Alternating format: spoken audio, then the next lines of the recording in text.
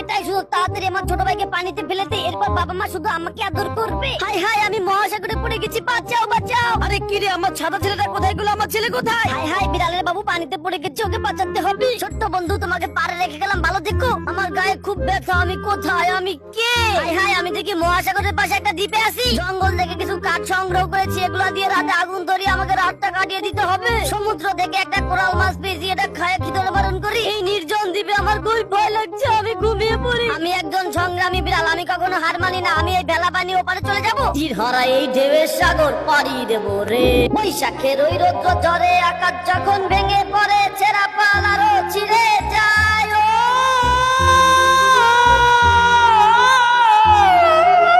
অবশেষে আমি পাড়ে পৌঁছচ্ছি, আমি ক্লান্ত, আমি প্রসন্ন। এই তো আমি আমাদের বাড়ি চলে এসেছি। ওরে আমার আদরের ধন, তুমি কোথায় ছিলে? আমার বুকে আসো। লক্ষ্মী সোনা, তোমার কি হয়েছে সব খুলে বলো। Order order order. বাংলাদেশ দণ্ডবিধি 302 ধারা মোতাবেক কালো বিড়ালকে সশ্রম কারাদণ্ড দেওয়া হলো।